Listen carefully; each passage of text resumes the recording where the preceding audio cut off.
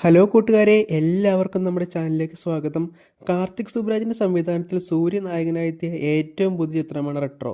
Box ഓഫീസിൽ വലിയ വിജയമാകില്ലെങ്കിലും ഈ ക്ലൈമാക്സ് മാറ്റി നിർത്തി എനിക്ക് പേഴ്സണലി ഭയങ്കര ഇഷ്ടമായ ചിത്രമാണ് റെട്രോ. അപ്പോൾ ഒരുപാട് വൈകാതെ നമുക്ക് പടത്തിലേക്ക് കടക്കാം. 1960 തൂത്തുക്കുടിയിലെ വലിയൊരു ഫാക്ടറി കാണിക്കുന്നുണ്ട് കേട്ടോ. ഭയങ്കര ഇരുട്ടാണ്. സ്ഥാപനത്തിന് മുൻവശത്തായിട്ട് ഒരു ചേട്ടൻ ഒരു കുട്ടിയെ എടുത്ത് അവൻ ഉറക്കാനായിട്ട് അവിടെ ഉലാത്തിക്കൊണ്ടിരിക്കുകയാണ്. അതേസമയം കുറച്ച് അക്രമികളായിട്ടുള്ള മനുഷ്യർ ആയുധങ്ങളായിട്ട് പുറത്ത് ഒളിച്ച് നിൽക്കുക കേട്ടോ. മുൻപിൽ നിൽക്കുന്നവൻ പറയുവാണ്, വരുന്നടാ എല്ലാവരും, നമുക്ക് ഉള്ളിൽ പോയി ചരക്കെല്ലാം തൂക്കാം. ആരൊക്കെ ചത്താലും എനിക്ക് കുഴപ്പമില്ല, എൻ്റെ അത്താ കരയണം. അത്ത എന്ന് പറഞ്ഞാൽ ബ്രദർ ഇൻ ലോ ഇല്ലേ, അതാട്ട് ഉദ്ദേശിക്കുന്നത്. അങ്ങനെ ഈ അക്രമികളെല്ലാവരും കൂടി അകത്തേക്ക് കയറുമ്പോൾ തന്നെ ഫാക്ടറി മുറ്റത്ത് നിന്നിരുന്ന ഈ മനുഷ്യനുണ്ടല്ലോ, അയാൾ കയ്യിലിരുന്ന കൊച്ചിനെയും കൊണ്ട് അകത്തേക്ക് ഓടിപ്പോവാട്ടോ. അവിടെ വെച്ച് സീൻ കട്ടായിട്ട് പിന്നീട് കാണിക്കുന്നത് ഒരു സ്വാമിയുടെ പ്രസംഗമാണ്. കൃഷ്ണാവതാരത്തെക്കുറിച്ചാണ് സ്വാമി പറഞ്ഞുകൊണ്ടിരിക്കുന്നത്. അവിടെയാണ് നമ്മുടെ ജോജുവിൻ്റെ എൻട്രി കേട്ടോ. തിലകൻ അവിടുത്തെ വലിയൊരു ഗ്യാങ്സ്റ്റർ സെറ്റപ്പാണ്. അയാളുടെ ഭാര്യയും ഈ സ്വാമിയുടെ പ്രസംഗം കേട്ട് അവിടെ ഇരിപ്പുണ്ട്. പെട്ടെന്ന് പരിക്കേറ്റ ഒരാൾ ഓടി വന്നിട്ട് തിലകനോട് പറയുകയാണ്, അണ്ണാ നമ്മുടെ ചരക്കെല്ലാം നിങ്ങളുടെ മച്ചാൻ എടുത്തുകൊണ്ട് പോയി, നമ്മുടെ ആളുകളെല്ലാം അയാൾ കൊന്നൊടുക്കി, നമ്മുടെ വാച്ച്മാനെ വരെ അവൻ വെട്ടിക്കൊന്നു. ഇത് കേട്ട് തിലകനും കൂട്ടരും പെട്ടെന്ന് ഫാക്ടറിയിലേക്ക് പോവുക കേട്ടോ. പുറത്ത് കാറിലിരിക്കുകയായിരുന്ന തിലകൻ്റെ ഭാര്യയ്ക്ക് പെട്ടെന്നൊരു ദർശനം ഉണ്ടാവുകയാണ്. കരയുന്നൊരു കുഞ്ഞു കുട്ടി, അവൻ്റെ വയറിലായിട്ട് ഒരു വേലിൻ്റെ സിമ്പലുണ്ട്. ഇതാണ് അവൾക്കിടുന്ന ദർശനം. ഇതേസമയം ബാക്കിയുള്ളവർ അകത്ത് നിന്ന് നോക്കുമ്പോൾ കാണുന്നത് വാച്ച്മാൻ അവിടെ മരിച്ചു കിടക്കുന്നുണ്ട് കേട്ടോ. 6 ലക്ഷത്തോളം വരുന്ന ഉരുപ്പിടികളെ കാണാണ്ട് പോയിരിക്കുകയാണ്. ആ സമയം അകത്തേക്ക് കയറിയ തിലകൻ്റെ ഭാര്യ അവിടെ കരഞ്ഞുകൊണ്ടിരിക്കുന്ന ആ കൊച്ചു കുട്ടിയെ കാണുകയാണ്. ആ കുഞ്ഞിൻ്റെ പിറന്നാളായിരുന്നു എന്ന് കൂട്ടത്തിലുള്ള ഒരാൾ പറയുന്നുണ്ട് കേട്ടോ. അവൻ്റെ വയറിൽ ആ വേലിൻ്റെ പടവും, ഇവൾ കണ്ട ദർശനത്തെ കണ്ട വേലിൻ്റെ പടവും ഉണ്ടായിരുന്നു. അവൾ ആ കുഞ്ഞിനെ കയ്യിലെടുത്ത് ഇവനെ നമുക്ക് വളർത്തിയാലോ എന്ന് തിലകനോട് ചോദിക്കുകയാണ്. ആദ്യം ഉടക്ക് പറഞ്ഞെങ്കിലും നീ എന്തെങ്കിലും കാണിക്കാൻ തിലകൻ ഒടുവിൽ അവളോട് പറയുകയാണ്. മുരുകൻ്റെ വേൽ അവൻ്റെ ഉടമ്പിലുള്ളതിനാലും കൃഷ്ണൻ്റെ ബർത്ത്ഡേക്ക് അവനെ കണ്ടെത്തിയതിനാലും അവൻ്റെ ബർത്ത്ഡേയും വന്നായതുകൊണ്ടും സ്വാമി അവന് പാരിവേൽ കണ്ണൻ എന്ന് പേരിടുക കേട്ടോ. അങ്ങനെ അവരുടെ എല്ലാം പാരിയായിട്ട് അവൻ ആ വീട്ടിൽ വളരുകയാണ്. അവൻ ഒരിക്കലും ചിരിച്ച് അവൻ്റെ വളർത്തമ്മ സന്ധ്യ എന്നാണ് അവളുടെ പേര്, കണ്ടിട്ടില്ല കേട്ടോ. ഒരുപാട് പേര് ചിരിപ്പിക്കാൻ നോക്കിയെങ്കിൽ ഫലമൊന്നും ഉണ്ടായില്ല. ഡോക്ടറെ കാണിച്ചപ്പോൾ പറയുന്നത് അപ്പ മരിച്ചത് അവൻ നേരിട്ട് കണ്ടില്ല, അതിൻ്റെ ഷോക്കായിരിക്കുമെന്നാണ്. പയ്യെ അത് ശരിയായി വരുമെന്നും. അമ്മയ്ക്കാവട്ടെ അവൻ ചിരിക്കാത്തത് ഭയങ്കര വിഷമമായിരുന്നു കേട്ടോ. അവൾ എപ്പോഴും അവനോട് പറയുമായിരുന്നു, ഒന്ന് ചിരിക്കട പാരി, നീ ചിരിച്ചാൽ കാണാൻ ഭയങ്കര മനോഹരമായിരിക്കും. അതേസമയം തിലകനാവട്ടെ ഭാര്യ മകനായൊന്നും അംഗീകരിച്ചിരുന്നില്ല. അവൻ അപ്പ എന്നൊക്കെ വിളിച്ചാൽ ഞാൻ നിൻ്റെ അപ്പനൊന്നുമില്ല എന്ന് പറഞ്ഞിട്ട് കടുപ്പിച്ചൊക്കെ ഭാര്യയോട് പറയായിരുന്നു കേട്ടോ. ഭാര്യ വളർന്നതോറും അവന് കുസൃതി കുറച്ച് കൂടുതലായിരുന്നു. സ്കൂളിലൊക്കെ അവനെ ഏത് സമയവും കുട്ടികളായിട്ട് ഇടികൂടലൊക്കെയാണ്. അവൻ്റെ ഈ ദേഷ്യമൊക്കെ ഒന്ന് കുറയ്ക്കാൻ വേണ്ടിയിട്ട് അവൻ്റെ അമ്മ അവനെ പിടിച്ച് കരാട്ടെ ക്ലാസ്സിന് ചേർക്കുകയാണ്. അങ്ങനെ നമ്മുടെ ഭാര്യ വളർന്ന് 10-15 വയസ്സുള്ള ചെക്കനൊക്കെ ആയിട്ടോ. അപ്പോഴാണ് അവൻ്റെ അമ്മയ്ക്ക് അങ്ങ് വയ്യാതാവുന്നത്. മരണക്കിടക്കയിൽ അവൾ ഭാര്യയോട് നീ ഞങ്ങളുടെ ശരിക്കുള്ള മകനല്ലെന്നും വാച്ച്മാൻ്റെ മകനായിരുന്നു എന്നുള്ള സത്യം വെളിപ്പെടുത്തുക കേട്ടോ. അപ്പോൾ അവൻ ചോദിക്കുകയാണ്, അതാണോ അപ്പയ്ക്ക് എന്നെ ഇഷ്ടമല്ലാത്തത്? അപ്പോൾ അമ്മ പറയാണ്, അയാൾ നിൻ്റെ ശരിക്കുള്ള അപ്പ അല്ലെങ്കിൽ പോലും അയാളാണ് നിൻ്റെ അപ്പ. ഞാൻ പോയതിന് ശേഷം നീ വേണം അപ്പയെ നോക്കാൻ. അങ്ങനെ അമ്മ മരിക്കുക കേട്ടോ. തിലകൻ ഇവനെ അങ്ങ് ഉപേക്ഷിച്ചാലോ എന്ന് ചോദിക്കുമ്പോൾ സ്വാമി, വേണ്ട, അവന് നിങ്ങൾക്ക് കിട്ടിയതിന് പിന്നിൽ ഒരു ലക്ഷ്യം ഉണ്ടാവും. ആ ലക്ഷ്യം പൂർത്തിയാവുന്നത് വരെ നിങ്ങൾ എവിടെ പോയാലും അവൻ നിങ്ങളുടെ കൂടെ തന്നെ കാണുമെന്ന് പറയുകയാണ്.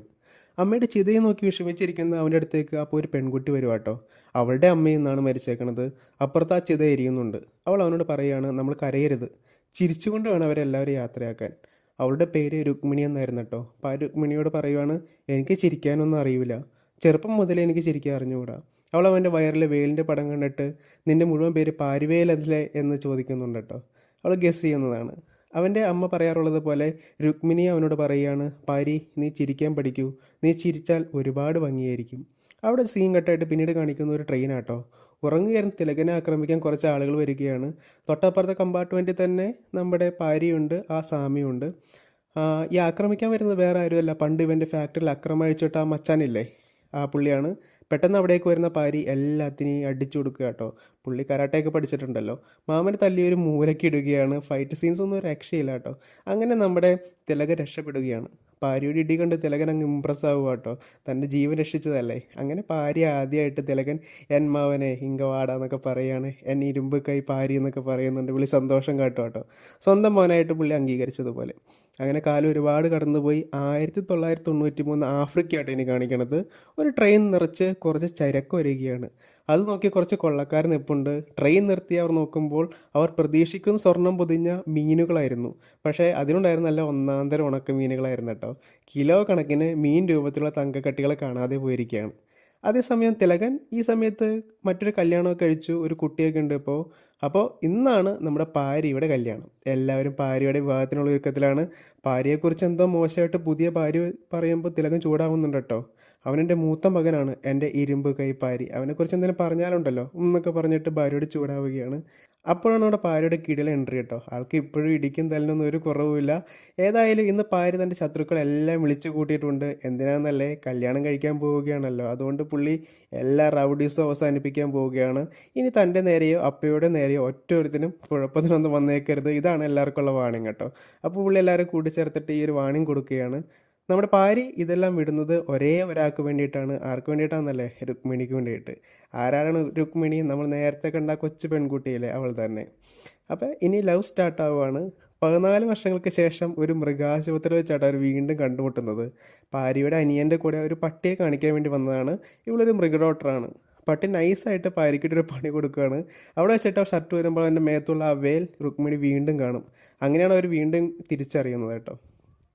പണ്ട് രുക്മിണിയുടെ അമ്മയുടെ ചിതയും കത്തിക്കുന്നത് പാരിയാട്ടോ. എങ്ങനെയാണെന്നല്ലേ, അവളുടെ അച്ഛൻ കുടിച്ച് ലെക്ക് കെട്ട് കിടക്കുന്നത് കൊണ്ട് അവളുടെ ബന്ധുക്കൾ വന്ന് അവിടെ ഇരുന്ന പാരിയെ വിളിക്കുന്നതാണ്. കാരണം ചിത കത്തിക്ക് ഒരു ആണ് തന്നെ വേണമല്ലോ. പാരി ആവട്ടെ രുക്മിണിയുടെ കൈ പിടിച്ച് അവർ രണ്ടുപേരും കൂടിയാട്ടോ ചിതയ്ക്ക് തീ കൊളുത്തുന്നത്. അങ്ങനെ വർഷങ്ങൾക്ക് ശേഷം വീണ്ടും പ്രണയത്തിൻ്റെ നാളുകളാണ്. എല്ലാ റൗഡീസും നിർത്തിക്കോളാം എന്ന പാരിയുടെ വാഗ്ദാനത്തിൽ അവരങ്ങനെ വിവാഹിതരാകാൻ പോവുകയാണ്.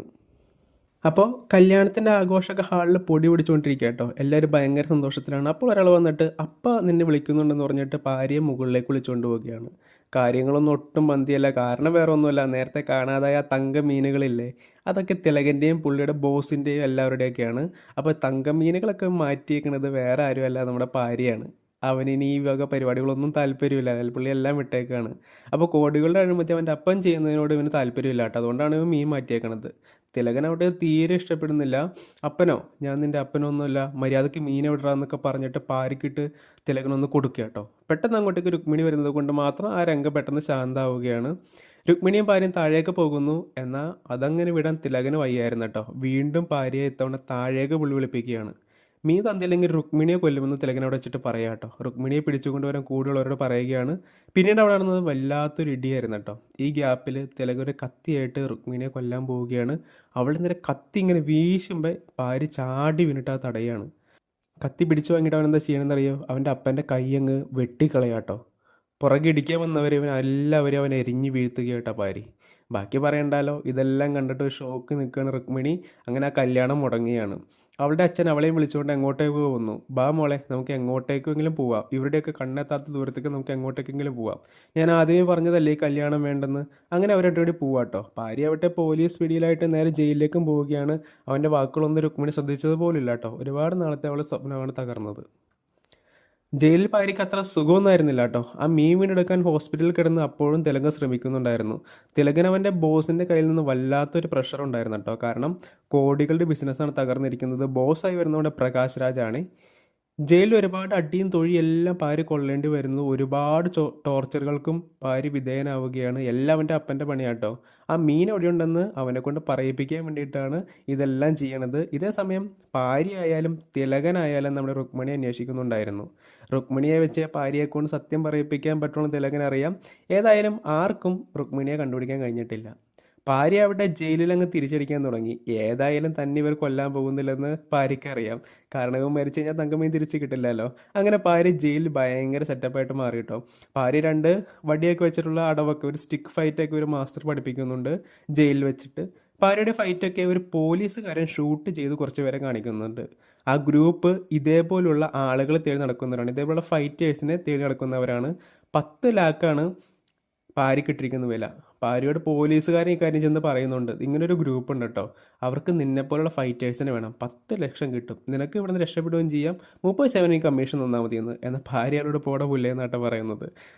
അങ്ങനെ 5 വർഷങ്ങൾ കടന്നുപോയിട്ടോ. ഒടുവിൽ ഭാര്യയുടെ 2 സുഹൃത്തുക്കൾ ഒടുവിൽ രുക്മിണിയെ കണ്ടുപിടിച്ചു. അവൾ ആൻഡമാൻ അടുത്തുള്ള ഒരു ദ്വീപിലായിട്ടുള്ളത്, ഒരു ബ്ലാക്ക് ഐലൻഡ് എന്ന് പറഞ്ഞ ദ്വീപിലാണുള്ളത്. അവളുടെ അച്ഛനൊക്കെ 3 വർഷം മുമ്പേ മരിച്ചു പോയിട്ടോ. ഭാര്യ നേരെ പോലീസുകാരനെ കണ്ടിട്ട് പറയുകയാണ്, നീ അന്ന് പറഞ്ഞ് രക്ഷപ്പെടാനുള്ള വഴി ആ ഗ്രൂപ്പിനെ വിളിക്കാൻ പറയുകയാണ്. 30% അല്ല, മൊത്തം തുകയെ നീ തന്നെ എടുത്തോളാൻ പറയുകയാണ്. അന്ന് രാത്രി ജയിൽ മാറ്റമുണ്ടെന്ന് പറഞ്ഞിട്ട് ഭാര്യയെ പോലീസുകാർ ഒരു വണ്ടിയിൽ മറ്റൊരു ജയിലിലേക്ക് കൊണ്ടുപോവുകയാണ്. ഭാര്യയ്ക്ക് രക്ഷപ്പെടാനുള്ള ഒരു അവസരം ഉണ്ടാക്കിയതാണ് അവർ. വാനിൽ നിന്നിറങ്ങുന്ന ഭാര്യ പക്ഷെ ചെയ്യുന്നത് എന്നാന്നറിയോ, അവരെയും കാത്തു നിന്ന മറ്റേ ഗ്രൂപ്പില്ലേ, അവരെ ഇടിച്ച് തവിട് പൊടിയാക്കുക കേട്ടോ. ഭാര്യ 2 ഫ്രണ്ട്സ് ഒളിച്ചിരിക്കുന്നുണ്ടായിരുന്നു, അവരോടൊപ്പം അവൻ അവിടെ നിന്ന് രക്ഷപ്പെടുകയാണ്. അങ്ങനെ ലവ് കഴിഞ്ഞു. അടുത്തത് ലാഫ്റ്ററാണ്. അടുത്ത സീനിലാണ് നമ്മുടെ ജയറാമേട്ടൻ എൻട്രി കേട്ടോ. ആളൊരു ലാഫിംഗ് തെറാപ്പിസ്റ്റാണ്. പേര് ചാപ്ലിൻ ലാലി. പുള്ളിയെ നമ്മുടെ ഭാര്യയുടെ ഫ്രണ്ട്സ് അങ്ങ് പൊക്കുക കേട്ടോ. അവർ ലക്ഷ്യം വേറെ ഒന്നുമല്ല, ഇവർ രുക്മിണിയെ തേടി ആൻഡമാൻ പോവുകയാണല്ലോ. അപ്പോൾ ഭാര്യയെ ഒന്ന് ചിരിപ്പിച്ച് പഴയ റൗഡീസൊക്കെ പോയിന്ന് രുക്മിണിക്ക് കണ്ട് ബോധ്യപ്പെടണം. കൂടാതെ വെറുതെ ആ ദ്വീപിലേക്ക് ചെല്ലാനും പറ്റില്ല. അപ്പോൾ ജയറാം ഒരു ചിരിപ്പിക്കൽ ഡോക്ടറാണല്ലോ, അവിടെ പോയി കുറച്ച് നാൾ തെറാപ്പിയുടെ പേരും പറഞ്ഞിട്ട് ക്ലിനിക്ക് വിടാം. ഈ ഗ്യാപ്പിൽ രുക്മിണിയെ സെറ്റാക്കുകയും ചെയ്യാതായിരുന്നു ഇവരുടെ ലക്ഷ്യം കേട്ടോ. അങ്ങനെ ഇവരെല്ലാവരും കൂടി ദ്വീപിലേക്ക് പോവുകയാണ്. ഈ ദ്വീപ് ബ്ലാക്ക് ഐലൻഡ് എന്നാണ് അറിയപ്പെടുന്നത്. അവിടെ ഭരിക്കുന്നതാവട്ടെ കാരുണ്യം തൊട്ട് തീണ്ടിയിട്ടില്ലാത്ത ഒരു മനുഷ്യമൃഗമായിരുന്നു കേട്ടോ. അയാളുടെ പേര് രാജവേൽ മിരാസ് എന്നായിരുന്നു. ഭാര്യയും കൂട്ടരും ഇങ്ങോട്ടേക്ക് വന്നേക്കുന്ന ദ്വീപിലെ പല കൊമ്പന്മാർക്കും തീരെ പിടിച്ചിട്ടേ ഇല്ലായിരുന്നു. ഈ സമയം നമ്മുടെ തിലകന് അവൻ്റെ ബോസ് ഒരു ഗോൾഡൻ കൈ കൊടുക്കുന്നുണ്ട് കേട്ടോ. കൈ നേരത്തെ ഭാര്യ വെട്ടി മാറ്റിയെന്നല്ല, പകരം ഒരു തങ്ക കൊണ്ട് പൊതിഞ്ഞ ഒരു ഗോൾഡൻ കൈ കൊടുക്കുകയാണ്. കൂടെ പുള്ളി ഒരു 10 ദിവസം കൊണ്ട് കൊടുക്കുകയാണ്. ഭാര്യയെ കണ്ടുപിടിക്കാനും മീൻ തിരിച്ചെടുക്കാനും ഈ 10 ദിവസത്തിനുള്ളിൽ പുള്ളി ചെയ്തിരിക്കണം. ഇല്ലെങ്കിൽ 20 കൊല്ലം ഇവർക്ക് എല്ലാവർക്കും വേണ്ടിയിട്ട് തിലകൻ ജയിലിൽ പോയി കിടക്കേണ്ടി വരും. അപ്പോൾ നിനക്ക് ഒന്നില്ലെങ്കിൽ ജയിലിൽ പോയി കിടക്കുക, അല്ലെങ്കിൽ തൂങ്ങിച്ചാവ്. ഇതൊക്കെയായിരുന്നു ബോസ് കൊടുക്കുന്ന വാണിംഗ് കേട്ടോ. തിലകൻ ഈ സമയം ഭാര്യയെ തൂക്കാൻ വന്ന മറ്റേ ഗ്യാങ്ങുമായിട്ട് ഈ പോലീസുകാരൻ്റെ സാന്നിധ്യത്തിൽ മീറ്റ് ചെയ്യുകയാണ്. അവരുടെ ബോസും ഭാര്യയെ കിട്ടാത്തതിൽ ഭയങ്കര കോപത്തിലാണത്രേ. ഭാര്യ എങ്ങോട്ടേക്കാണ് പോയതെന്ന് അറിയില്ലെന്ന് അവരും തിലകനോട് പറയുകയാണ്. തിലകൻ ഇതിനെല്ലാം കാരണം നീയാണെന്ന് പറഞ്ഞിട്ട് ആ പോലീസുകാരനെ അവിടെ വെച്ചിട്ട് കഴുത്ത് കണ്ടിച്ച് കൊല്ലുവാട്ടോ. ഈ സമയം ഭാര്യയും ലാലി ഡോക്ടറും കൂടി ചേർന്നിട്ട് ഐലൻഡ് ഒരു ക്ലിനിക്ക് തുടങ്ങിയിരുന്നു, ലാഫിംഗ് തെറാപ്പിയുടെ. ഭാര്യയാണ് ഇത്തവണ നമ്മുടെ ആളുകളെ ചിരിപ്പിക്കാൻ വന്നിരിക്കുന്നത്. പക്ഷേ നമ്മുടെ ഭാര്യയ്ക്ക് ജോക്സ് പറഞ്ഞ് ചിരിപ്പിക്കാൻ കഴിയുന്നേ ഇല്ല കേട്ടോ. പുള്ളി ചുമ്മാ കഥ പറയുന്ന പോലെയൊക്കെയാണ് ജോക്സ് പറയുന്നത്. അവിടെയുള്ളവർ ചിരിക്കണ പോയിട്ട് കരയണ പോലുമില്ല. അപ്പോഴാണ് നമ്മുടെ രുക്മിണി അങ്ങോട്ടേക്ക് വരുന്നത് കേട്ടോ. ഭാര്യയെ കാണുമ്പോൾ തന്നെ രുക്മിണി ഞെട്ടുകയാണ്. അവളെ കാണുമ്പോൾ അവൻ്റെ നെഞ്ചങ്ങ് പെടയാട്ടോ. പെട്ടെന്ന് രുക്കു അവിടെ നിന്ന് എണീറ്റ് പോവുകയാണ്. വേദ് തൻ്റെ അസിസ്റ്റൻ്റ് ആണെന്ന് പറഞ്ഞ് ലാലിയെ ഏൽപ്പിച്ചിട്ട് ഭാര്യ പുറകെയും പോവുകയാണ്. അവൻ ഒളിച്ച് നിന്നിട്ട് ഇവൾ പോകുന്നത് ഇങ്ങനെ നോക്കി നിൽക്കുകയാണ്. അപ്പുറത്ത് ലാലി ഡോക്ടർ അവിടെ ആളുകളെ ജോക്സ് പറഞ്ഞ് ചിരിപ്പിച്ച് കൊല്ലുകയാണ്. പുള്ളി ശരിക്കും ഒരു ലാഫിംഗ് തെറാപ്പിസ്റ്റ് ആണല്ലോ, പുള്ളിക്ക് അപ്പോൾ അതൊക്കെ പറ്റും. പക്ഷേ ഡോക്ടർ നോക്കുമ്പോൾ കുറച്ച് ഹൈ ടീംസ് അല്ലാതെ അവിടുത്തെ സാധാരണ ജനങ്ങളൊന്നും ചിരിക്കുന്നേ ഇല്ല കേട്ടോ. കാരണം എന്നാണെന്നറിയോ, അവരൊക്കെ ജീവിതകാലം മുഴുവനും ഭയത്തിൽ മുങ്ങിക്കഴിയുന്നവരാട്ടോ. ചുരുക്കി പറഞ്ഞ അടിമകളാണ് അവിടെ സാധാരണ ജനങ്ങൾ. മറ്റേ പുള്ളിയില്ലേ രാജവേൽ മിരാസ്, അയാളുടെ അടിമകളാണ് ഇവരെല്ലാം. അയാളുടെ ഫാക്ടറിയിൽ പണിയെടുക്കുന്ന വെറും അടിമകൾ മാത്രമാണ് ഇവരട്ടോ. അവർ അങ്ങനെ ചിരിക്കാനാണ്. ഭാര്യ ഇത്തവണ ഒരു മുയലായിട്ട് രുക്കുവിനെ കാണാൻ പോവുക കേട്ടോ. ചുമ്മാ ഒരു കാരണം കണ്ടെത്തി പോവുകയാണ്. രുക്കു, ഞാൻ ഇത്തവണ മാറിയിടി, നന്നായി. ഞാൻ ചെന്നൈയിൽ പോയി ഇതേ ഒരു 6 മാസം ലാഫിംഗ് തെറാപ്പിയൊക്കെ ചെയ്ത് വന്നേക്കുവാണ്. ഇതേ സർട്ടിഫിക്കറ്റൊക്കെ ഉണ്ട്. ഞാനാണ് ഇപ്പം മെയിൻ തെറാപ്പിസ്റ്റ് എന്നൊക്കെ പറയുകയാണ്. പക്ഷേ എന്തൊക്കെ പറഞ്ഞു നോക്കിയിട്ട് രുക്കുവിന് ഭാവ വ്യത്യാസമൊന്നും ഉണ്ടായില്ല കേട്ടോ. ഏതായാലും അവൾ ഒരു കാര്യം പറഞ്ഞു, പാരി നീ എന്നെ ഒരുപാട് കരയിപ്പിച്ചു, ഇവിടുത്തെ ആളുകളെങ്കിലും നീ ഒന്ന് ചിരിപ്പിക്കാൻ നോക്കുക എന്ന് പറയുകയാണ്. അടുത്ത ദിവസം തെറാപ്പി സെക്ഷനിൽ ഭാര്യയുടെ പൊട്ട ജോക്സ് കേട്ട് ചിരിക്കാൻ ലാലി ഡോക്ടർ ഒരു പണി ചെയ്യുക കേട്ടോ. ജോക്സ് പറയുമ്പോൾ ഇവർ ഫ്രണ്ട്സ് തന്നെ ചിരിക്ക് തുടക്കം കൊടുക്കുക. അപ്പോൾ ഇത് കേട്ട് ബാക്കിയുള്ളവരും ചിരിച്ചോളുമല്ലോ. സംഭവം ഏതായാലും കേട്ടോ. ജോക്സ് പൊട്ടയായിരുന്നെങ്കിലും ലവമ്മ മനഃപൂർവ്വം ഇടയ്ക്കിരുന്ന് ചിരിക്കാൻ തുടങ്ങിയപ്പോൾ ബാക്കിയുള്ളവരും ചിരി തുടങ്ങി കേട്ടോ. ദ്വീപിലൊരു ഇത്തിൽക്കണ്ണി ഉണ്ടായിരുന്നു കേട്ടോ, ഫ്രെഡി. അവൻ എപ്പോഴും വന്നിട്ട് പാരയും ഗ്യാങ്ങിനെയും ചൊറിയുന്നുണ്ടായിരുന്നു കേട്ടോ. ഇടയ്ക്ക് പാരയുടെ ഗ്യാങ്ങിലൊരുത്തനൊക്കെ പിടിച്ച് അടിക്കുന്നൊക്കെ ഉണ്ട്. ചുമ്മാ അടിക്കുകയാണ് വെറുതെ വന്നിട്ട്. അവൻ രുക്കുവിനെ ഒരു നോട്ടം ഉണ്ടായിരുന്നു കേട്ടോ. അവനൊരു ദിവസം കാട്ടിൽ മാനിനെ വെടിവെച്ചിട്ടു. എന്തിനാണെന്നറിയോ, ദ്വീപിൽ വരുന്ന വിദേശികൾക്ക് മാൻകറി ബിരിയാണി വേണം അത്രയൊന്നും. പിറ്റേന്ന് അതിനെ നോക്കാൻ വന്നത് രുക്കുമായിരുന്നു കേട്ടോ. മാൻ ചത്തുപോയിരുന്നു. അത് ചെയ്തത് ആരാണെന്ന് എല്ലാവർക്കും അറിയാം. പക്ഷെ പോലീസുകാർ വരെ അത് കണ്ണടക്കിയാട്ട പതിവ്. പോലീസുകാരുടെ ആക്ഷൻ എടുക്കാൻ പറഞ്ഞ രുക്കുവിനെ ഫ്രെഡ് അവിടെ വെച്ച് ആക്ഷേപിക്കുകയാണ്. ഇതെല്ലാം കണ്ടു നിന്ന പാരി തൻ്റെ ദേഷ്യം മറച്ചു വെച്ച് അവിടെ ഒരു ഇരുമ്പ് കവാടം ഉണ്ടായിരുന്നു കേട്ടോ. പെട്ടെന്ന് ദേഷ്യത്തോടെ അതിനകത്ത് ഇടിക്കുമ്പോൾ അത് തകർന്ന് വീഴുകയാണ്. ആ തകർന്ന് വീണ ഉടനെ പെട്ടെന്ന് അവിടെ നിന്ന് ജനങ്ങൾ കൈകൂപ്പി കൂക്കി വിളിക്കാൻ തുടങ്ങി കേട്ടോ. തകർന്ന് വീണത് വേറൊന്നുമല്ല, അവരുടെ അമ്പലം പോലുള്ള സ്ഥലത്തിൻ്റെ കവാടമായിരുന്നു. അതിനുള്ള അവരുടെ ദൈവം ജടാമുനിയും. അവർ ഒരുപാട് നാളായിരുന്നു കേട്ടോ അവർ ദൈവത്തെ പോലും കണ്ടിട്ട് അതൊക്കെ അടച്ചു പൂട്ടിയിട്ടേക്കായിരുന്നു. ഏതായാലും ഫ്രെഡിക്കിട്ട് ഒന്ന് കൊട്ടാൻ പാരി തീരുമാനിക്കുകയാണ്. ഒന്നും നോക്കിയില്ല, അന്ന് വൈകുന്നേരം നേരെ പോയി അവരുടെ മണ്ടയിലേക്ക്. പിന്നെ നടന്നത് ഇടിയുടെ പൊടി പൂരം വിത്ത് നമ്മുടെ പാരിയുടെ ഫേമസ് സ്റ്റിക്ക് ഫൈറ്റ് ഉൾപ്പെടെ എല്ലാം ഉണ്ടായിരുന്നു കേട്ടോ. കിടിലൻ ഫൈറ്റായിരുന്നു. ഏതായാലും അടുത്ത ദിവസം തന്നെ രുക്കിന് റിപ്പോർട്ട് കിട്ടി, ഫ്രെഡി നന്നായത്രേ, ഇനി വേട്ടയാടാനൊന്നും പോവില്ലെന്ന് പറഞ്ഞത്രേ. റിപ്പോർട്ട് കൊണ്ടുവന്ന കോൺസ്റ്റബിളോട് ഇതെങ്ങനെ സംഭവിച്ചെന്ന് ചോദിക്കുമ്പോൾ അയാൾ പറയുന്നത് നമ്മുടെ പുതിയ ഡോക്ടറല്ലേ, അയാൾ സംസാരിച്ചെന്തോ ജോക്സൊക്കെ പറഞ്ഞ് ഫ്രെഡി നന്നാക്കിയെന്താ കേട്ടോ. ആ സമയം പാരി വീണ്ടും രുക്കുവിനെ കാണാൻ വരികയാണ്. രുക്കു ഒരു 10 മിനിറ്റ് എൻ്റെ കൂടെ വാ, ഞാൻ നന്നായില്ലേ ഒന്ന് എന്നെ ബോധ്യപ്പെടുത്താമെന്ന് പറയുന്നു. രുക്കു പാരിയുടെ കൂടെ പോവുകയാണ്. അതേസമയം ഇടികൊണ്ട് തൂറിയ ഫ്രെഡിയും ഗ്യാങ്ങും മറ്റൊരു കൂട്ടരെ പോയി കാണുകയായിരുന്നു. വേറെ ആരും അല്ല കേട്ടോ, പണ്ട് പാരിയെ വേണമെന്ന് പറഞ്ഞ് ജയിലിൽ വന്ന മറ്റേ ഗ്യാങ് ഇല്ലേ, അവരാട്ടോ. അപ്പോഴാണ് പാരി രുക്കുവിനെ കൂട്ടി ഇങ്ങോട്ടേക്ക് വരുന്നത്. പാരിയെ കണ്ടപ്പോൾ അവന്മാരൊന്നും ഞെട്ടുകയാണ്. കർത്താവേ, ഇവനല്ലേ ലവൻ.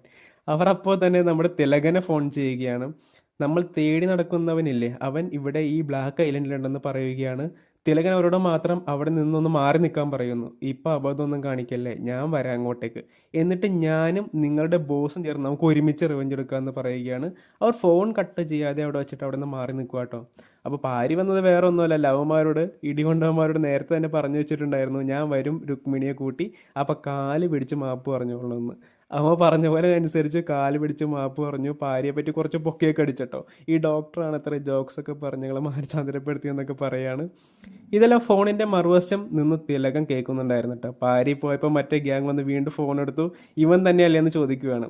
തിലകൻ ആ സൗണ്ട് കേട്ടപ്പോൾ തന്നെ മനസ്സിലായി ഇത് പാരിയാണെന്ന് മനസ്സിലായി. അപ്പോൾ തിലകം ഭയങ്കര ഹാപ്പിയിലാട്ടോ. പാരിയെ രുക്മിണി ഒരുമിച്ച് കിട്ടിയേക്കാണല്ലോ, അൻപും അവനെ ഡാഡീസ് കമ്മിങ് ഡാ എന്നൊക്കെ പറയുകയാണ്. അതേസമയം മറ്റേ ഗാങ്ങും പറയുകയാണ് നമ്മുടെ ബോസിൻ്റെ എൻട്രിക്കും ടൈമായി എന്ന് പറയാം കേട്ടോ. അവിടെ വെച്ചിട്ടാണ് നമ്മുടെ കിങ് മൈക്കിളിൻ്റെ എൻട്രി. രാജ്വേൽ മിറാസ് ഇല്ലേ, അയാളുടെ മകനാണ് ഈ കിങ് മൈക്കിൾ കേട്ടോ. ആളുകളെ തമ്മിൽ ഫൈറ്റ് ചെയ്യിപ്പിച്ചിട്ട് അത് കാണാൻ വിദേശികളെ വരുത്തി അവരുടെ കയ്യിൽ നിന്ന് നല്ല കാശ് വാരുക, ഇതാണ് ഇവരുടെ പണി കേട്ടോ. പാരിയെ പോലുള്ള ഫൈറ്റേഴ്സിന് ഇവർ തപ്പി ഇറങ്ങുന്നു ഇതിനു വേണ്ടിയാട്ടോ.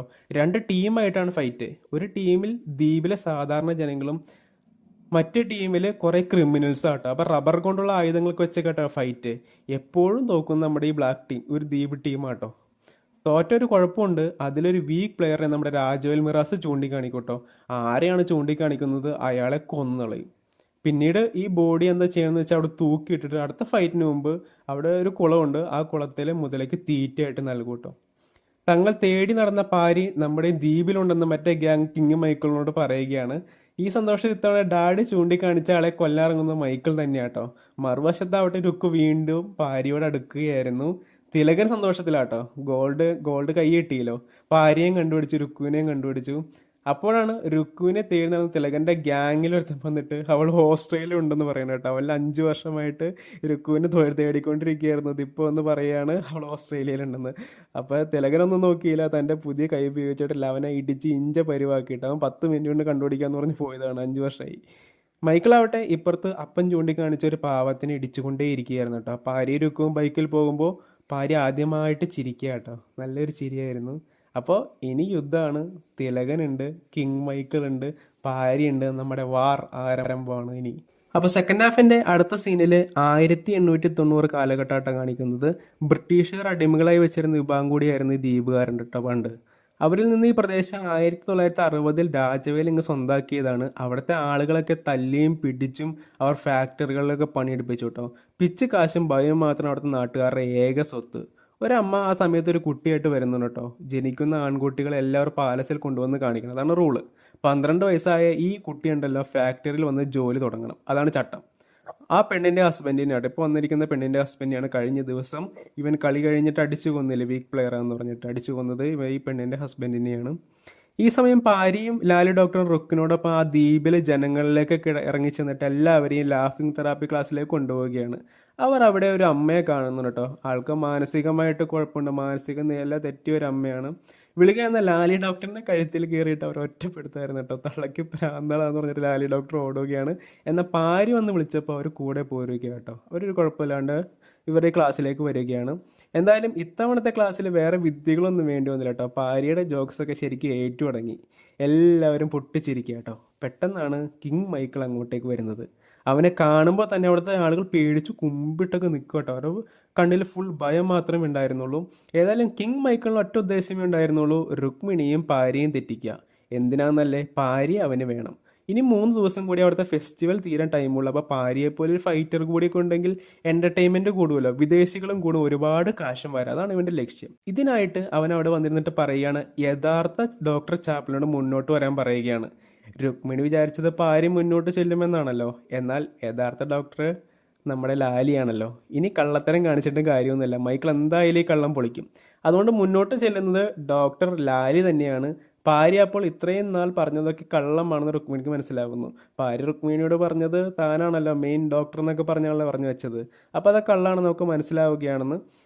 പിന്നീട് അവിടെ വെച്ചിട്ട് ജയിൽ ചാടിയതും ഡോക്ടർ ലാലിയെ നമ്മുടെ കടത്തിക്കൊണ്ട് വന്നല്ലേ ഇവർ. അതുപോലെ ഫ്രെഡിയും ഗാങ്ങിനെ ഇടിച്ചതെല്ലാം ഭാര്യയ്ക്ക് അവിടെ വെച്ച് പറയേണ്ടി വരികയാണ്. ഫ്രെഡിയും പറഞ്ഞു ഇവൻ ഞങ്ങളെ കൊണ്ട് ഇടിപ്പിച്ച് പറയിപ്പിച്ചാണെന്നൊക്കെ പറഞ്ഞു. അപ്പോൾ താൻ വീണ്ടും പറ്റിക്കപ്പെട്ടു എന്ന് മനസ്സിലാക്കിയ രുക്ക് അവിടെ നിന്ന് പിണങ്ങി പോവുക കേട്ടോ. പുറകെ പോകുന്ന ഭാര്യയെ കൂട്ടത്തിൽ ഒരുത്തൻ തടഞ്ഞ് കളിയാക്കുക കേട്ടോ.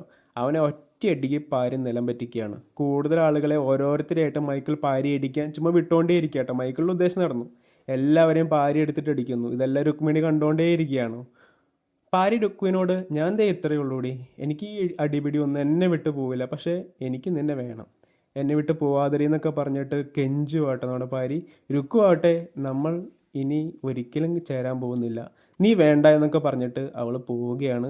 പാരിയാവട്ടെ ആ സമയത്ത് ഭയങ്കര ദേഷ്യം വിഷമം കലർന്ന അവസ്ഥയിലായിരുന്നു കേട്ടോ. പാരി മൈക്കിളിനോട് നിനക്കെന്താ വേണ്ടേ, നിന്റെ കളത്തിൽ ഞാൻ വന്ന് ഫൈറ്റ് ചെയ്യാമെന്ന് പറയുകയാണ്. പാരിക്കിപ്പോൾ വേണ്ടത് അവൻ്റെ വേദന ഒന്ന് അടങ്ങാനായിട്ട് ആരേലൊക്കെ തല്ലി വീഴ്ത്തണം. പാരി മറ്റൊരാളായിട്ട് മാറിക്കഴിഞ്ഞിരുന്നു കേട്ടോ. ഒരു ചെകുത്താനെ പോലെ ഒരു ഡീമനായിട്ട് നമ്മുടെ പാരി മാറിക്കഴിഞ്ഞിരുന്നു. അവൻ്റെ ദേഷ്യം വിഷമമൊക്കെ അടക്കാനായിട്ട് ഇപ്പോൾ അവൻ ആരെങ്കിലുമൊക്കെ തല്ലണം. അപ്പോൾ അതിന് വേണ്ടിയിട്ട് ഇവൻ മൈക്കിളിൻ്റെ ഈ ഒരു ഫൈറ്റിംഗ് റിങ് ഉണ്ടല്ലോ അവിടെ പോയിട്ട് ഫൈറ്റ് ചെയ്യാമെന്ന് പറയുകയാണ്. അടുത്തത് കാണിക്കുന്നത് ഈ റബ്ബർ വാർ നടക്കുന്ന സ്ഥലം കേട്ടോ. ഒരുപാട് വിദേശികൾ ഇത് കാണാനായിട്ട് വന്നിട്ടുണ്ട്. ഫൈറ്റ് വീണ്ടും റെഡ് ടീമും ബ്ലാക്ക് ടീമും തമ്മിലാട്ടോ. റെഡ് ടീം ഇല്ലേ, ഇവർക്ക് വേണ്ടിയിട്ടാണ് പാരി ഇറങ്ങാൻ പോകുന്നത്. റെഡ് ടീം മൊത്തം ക്രിമിനൽസ് ആണ്. ബ്ലാക്ക് ടീമിൽ മൊത്തം അടിമകളാണ്, അവിടുത്തെ ദ്വീപിലെ സാധാരണ ആൾക്കാരാണ്. ആ സമയം പാരി ഒരു ആയുധമായിട്ട് വന്നിട്ട് കൂടെയുള്ള ടീംമേറ്റ്സിനോട് നിങ്ങൾ ആരും വേണ്ട, ഞാൻ ഒറ്റയ്ക്ക് മതിയെന്ന് പറയുന്നു. അവൻ്റെ ഉള്ളിൽ മൊത്തം രുക്കിൻ്റെ വാക്കുകൾ ഇങ്ങനെ മുഴങ്ങിക്കേട്ടുകൊണ്ടേ ഇരിക്കുകയായിരുന്നു കേട്ടോ, നീ വേണ്ട പാരി എന്നൊക്കെ പറയുന്നതൊക്കെ. ഇത് പാരിയുടെ ഉള്ളിലെ നീട്ടിൽ ഇങ്ങനെ വീണ്ടും കൂട്ടിക്കൊണ്ടേയിരുന്നു. അവൻ ഒറ്റയ്ക്ക് എതിർ ടീമിൽ 30 പേരെയും തൻ്റെ കയ്യിലുള്ള റബ്ബർ ഗത കൊണ്ട് നേരിടുകയാണ്. എല്ലാവരെയും അവൻ നിരം പരിശാക്കുന്നു. ഒടുവിൽ ബ്ലാക്ക് ടീം തോക്കുക കേട്ടോ. കാണികളെല്ലാവരും പാരിയെ ഡീമൺ എന്ന് പറഞ്ഞിട്ട് ആർപ്പ് വിളിച്ചിട്ട് കൊണ്ടാടുക കേട്ടോ. കൂട്ടത്തിൽ പാരി ഒരുപാട് തല്ലുന്ന ഒരാളെ കേട്ടോ ഇത്തവണ കൊല്ലാനായിട്ട് രാജവേൽ തിരഞ്ഞെടുക്കുന്നത്. ആ കൾട്ടിൻ്റെ റൂൾ അങ്ങനെയാണ്, തോറ്റ ടീമിലെ ഒരു വീക്ക് പ്ലെയർ ആരാണോ അയാൾ ചാവണം. അയാളെ മൈക്കിൾ പാരിയുടെ മുൻപിലിട്ട് കുത്തി കൊല്ലുക കേട്ടോ. ആദ്യം കൊല്ലാനായിട്ട് കത്തി കൊടുക്കുന്നത് നമ്മുടെ പാരിയുടെ അടുത്താണ്, പക്ഷേ പാരി അത് വിസമ്മതിക്കുന്നു. അപ്പോൾ മൈക്കിൾ തന്നെ ഇവനെ പാരിയുടെ മുമ്പിലിട്ട് കുത്തി കൊല്ലുക കേട്ടോ. രാത്രി മുറിയിലെത്തുന്ന പാരിക്ക് ഈ രംഗം മാത്രം മനസ്സിൽ നിന്ന് പോകുന്നുണ്ടായിരുന്നില്ല. താൻ കാരണം ഒരു പാവ മനുഷ്യൻ കൊല്ലപ്പെട്ടിരിക്കുകയാണല്ലോ. അപ്പോഴാണ് പാരിയെ കിങ് മൈക്കിൾ ഒരാളെ വിട്ട് അവൻ്റെ അടുത്തേക്ക് ഒളിപ്പിക്കുന്നത്. കാര്യം വേറെ ഒന്നുമല്ല, അവൻ്റെ അപ്പൻ തിലകൻ ലാൻഡ് ചെയ്തിട്ടുണ്ട് കേട്ടോ. രുക്മിണി ഇപ്പോൾ അവരുടെ കയ്യിലായിരിക്കുകയാണ്. മൈക്കിൾ പാരിയോട് നിൻ്റെ അപ്പനോട് പോയി സംസാരിച്ചിട്ട് വരാൻ പറയുകയാണ്. നിൻ്റെ അപ്പനെ നമുക്ക് വെറുതെ വിടാം, പക്ഷേ എന്താണ് ഈ ഗോൾഡ് ഫിഷ്, പുള്ളി ഒരു ഗോൾഡ് ഫിഷ് മെൻഷൻ ചെയ്തല്ലോ, എന്നോട് പറ എന്ന് മൈക്കിൾ ചോദിക്കുന്നുണ്ട് കേട്ടോ. അവിടെ സീൻ കട്ടായിട്ട് പിന്നീട് കാണിക്കുന്നത് പാരി അപ്പനെ കാണാൻ പോവുകയാണ്. തുള്ളി കളിച്ചൊരു പാട്ടൊക്കെ വെച്ചിട്ടാട്ടോ പുള്ളി അപ്പനെ കാണാൻ പോകുന്നത്. അപ്പം പാരിക്കെട്ട് ഒന്ന് കൊടുക്കുകയാണ്. അടി കൊണ്ട വീണ പാരി അനങ്ങാതെ കിടക്കുക കേട്ടോ. അത് കണ്ടപ്പോൾ അപ്പനൊന്നും ഞെട്ടി, കാരണം ചത്താ തീർന്നില്ലേ. ഫ്രെഡ് പെട്ടെന്ന് കൈയൊക്കെ പിടിച്ചു കിട്ടും. അയ്യോ പൾസൊന്നുമില്ല എന്ന് പറയുന്നുണ്ട്. ശരിക്കും പറഞ്ഞു കഴിഞ്ഞാൽ പാരി വെറുതെ ശ്വാസം അടക്കി പിടിച്ച് കിടന്നു കേട്ടോ. ചാടി എണീക്കുകയാണ്. അപ്പോഴാണ് അവർക്കെല്ലാവർക്കും ശ്വാസം വീണത്. രുക്മിണിയോട് അടുത്ത് തന്നെ നിൽക്കുന്നുണ്ടായിരുന്നു കേട്ടോ. ഗോൾഡ് ഫിഷ് എവിടെ ഉണ്ടെന്ന് പറഞ്ഞാൽ എന്നെയും രുക്മിണിയും വെറുതെ വിടാമെന്ന് പാരി ചോദിക്കുകയാണ്. വെറുതെ വിടാമെന്ന് തൻ്റെ തിലകൻ്റെ ബോസ് ഉണ്ടല്ലോ അയാളെ ഫോൺ ചെയ്ത് വരെ പറയിപ്പിക്കുകയാണ്. ഒടുവിൽ പാരി പറയാമെന്ന് പറഞ്ഞു.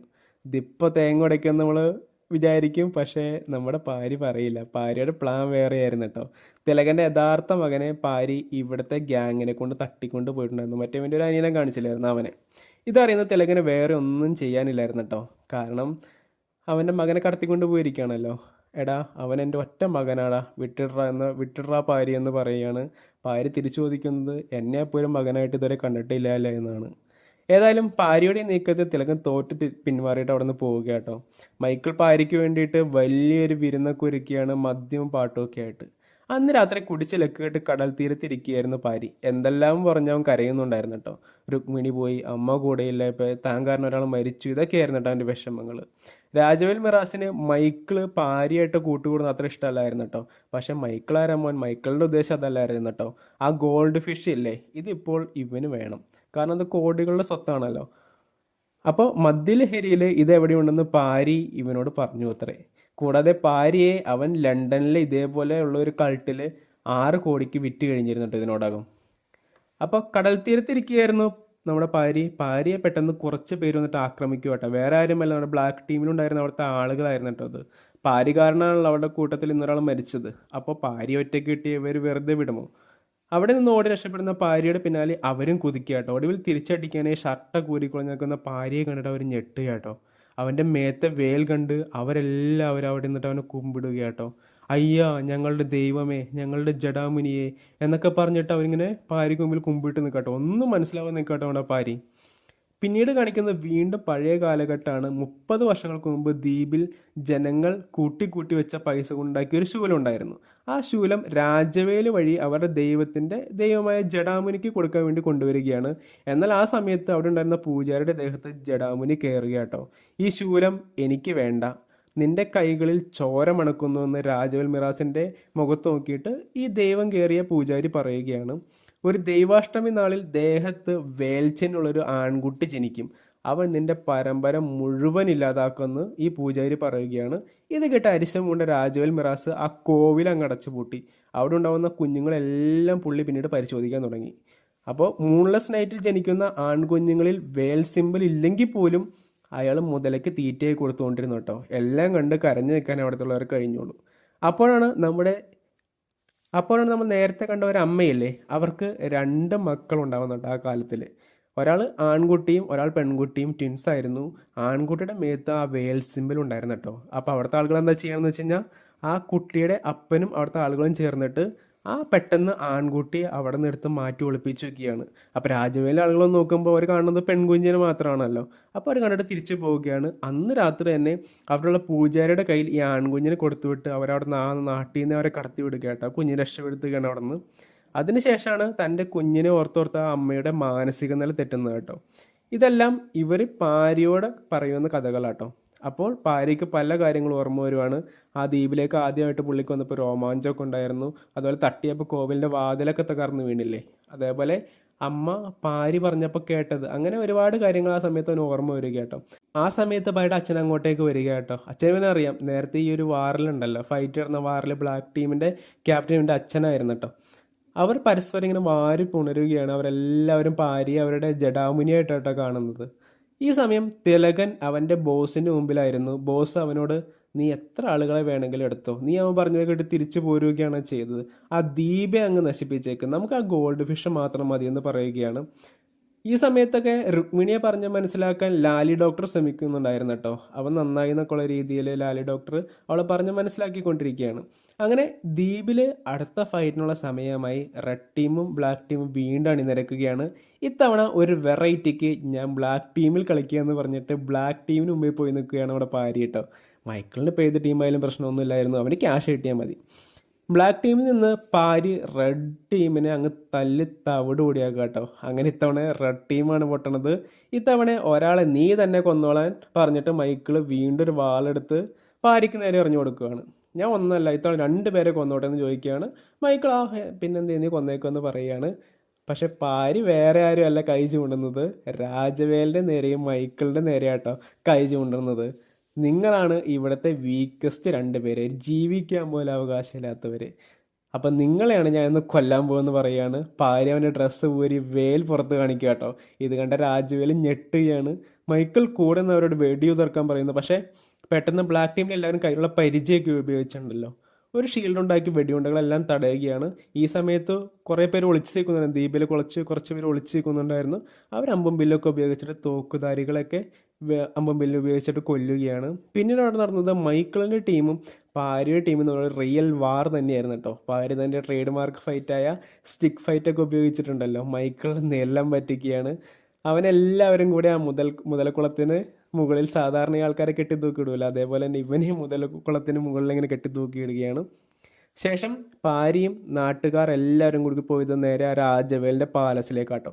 ഇവരെ കണ്ട രാജവേൽ സ്വയം വെടിവെച്ച് മരിക്കുക കേട്ടോ. വേറൊന്നുമല്ല, ഒരു അടിമയുടെ കൈകൊണ്ട് മരിക്കാൻ പുള്ളിക്ക് താല്പര്യമില്ല എന്ന് പറഞ്ഞിട്ടാണ് പുള്ളി സ്വയം വെടിവെച്ച് മരിക്കുന്നത്. പാരി അവിടെ ഇരുന്ന ആ പണ്ടത്തെ ആ സ്വർണ്ണ ശൂലം ഉണ്ടല്ലോ എടുത്ത് ഇവരുടെ ദ്വീപിലേക്ക് പോവുകയാണ് കപ്പലിൽ. ഈ സമയം വലിയൊരു പട്ടാളമായിട്ട് മറ്റൊരു കപ്പലിൽ തിലകൻ അങ്ങോട്ടേക്ക് വരുന്നുണ്ടായിരുന്നു കേട്ടോ. പാരി രുക്കുവിനെ വിളിച്ച്, ദേ രുക്കു നോക്ക്, ഇതെൻ്റെ അമ്മയും അപ്പയാണെന്ന് സന്തോഷത്തോട് വിളിച്ച് പറയുന്നുണ്ട്. തിലകൻ വന്ന് നോക്കുമ്പോൾ കാണുന്നത് മൈക്കിളിനെ തൂക്കി കെട്ടിയിട്ടിരിക്കുന്ന കേട്ടോ. മൈക്കിളിനെ വെടിവെക്കാൻ പോകുമ്പോഴാണ് മൈക്കിൾ വേഗം ഗോൾഡ് ഫിഷ് എവിടെയുണ്ടെന്ന് തനിക്ക് അറിയാമെന്ന് പറയുന്നത്. മദ്യലഹരിയിൽ വായിൽ നിന്ന് വീണതാണ് പാരിയുടെ എന്നൊക്കെ പുള്ളി പറയുന്നുണ്ട്. അപ്പോൾ തിലകൻ പറയുകയാണ്, സ്വന്തം അപ്പന എന്നോട് പറഞ്ഞില്ല, ഇന്നലെ കണ്ട നിന്നോട് പറഞ്ഞില്ലടാ തേണ്ടി എന്ന് പറയുന്നുണ്ട്. ഈ സമയം പാരി ആ ശൂലം കൊണ്ടുവന്നിട്ട് അവരുടെ കോവിൽ പ്രതിഷ്ഠിച്ച് കഴിഞ്ഞിരുന്നു കേട്ടോ. അപ്പോൾ ഒരാൾ ഓടി വന്നിട്ട് തിലകനും മൈക്കിളും തോക്കുമായിട്ട് ഇങ്ങോട്ടേക്ക് വരുന്നുണ്ടെന്ന് പറയുന്നു. അപ്പോൾ അവർ വരുമ്പോൾ കാണുന്ന കാഴ്ച എന്താണെന്നറിയോ, ദ്വീപിലെല്ലാവരും റോക്കറ്റ് ലോഞ്ചറായിട്ടിരിക്കുന്ന കേട്ടോ. അപ്പോൾ ഓരോ റോക്കറ്റ് ലോഞ്ചറിലും നമ്മുടെ ഈ തങ്കമീൻ പതിപ്പിച്ചിട്ടുണ്ട്. അപ്പോൾ ശരിക്കും പറഞ്ഞു കഴിഞ്ഞാൽ ഈ റോക്കറ്റ് ലോഞ്ചർ ആയിരുന്നു ശരിക്കുള്ള ആ ഒരു സംഭവം കേട്ടോ. അപ്പോൾ തങ്കമീൻ ജസ്റ്റ് അതിനകത്ത് പിടിപ്പിച്ചേക്കണമെന്ന് മാത്രമേ ഉള്ളൂ. അപ്പോൾ പാരി മൈക്കിളിനോട് സ്വർണ്ണം എവിടെയുണ്ടെന്ന് മാത്രമേ പറഞ്ഞിട്ടുള്ളൂ കേട്ടോ. അത് അമ്പലത്തിലെ ഏതോ കുറേ ജ്വല്ലറിയാന്നൊക്കെ പുള്ളി പറഞ്ഞത്. അതൊരു ഈ റോക്കറ്റ് ലോഞ്ചറെ പിടിപ്പിച്ചേക്കണമെന്ന് അവരോട് പറഞ്ഞിട്ടുണ്ടായില്ല കേട്ടോ. പെട്ടെന്ന് അവർ മുന്നോട്ട് വരുമ്പോൾ പാരിയുടെ അമ്മ വെടി ഉതിർക്കുകയാണ്. അത് പാഞ്ഞ് എന്നിട്ട് എതിർ ഗ്യാങ്ങിൻ്റെ പുറകെ ചെന്നങ്ങ് പൊട്ടുക കേട്ടോ. അവരൊക്കെ ഞെട്ടുകയാണ്.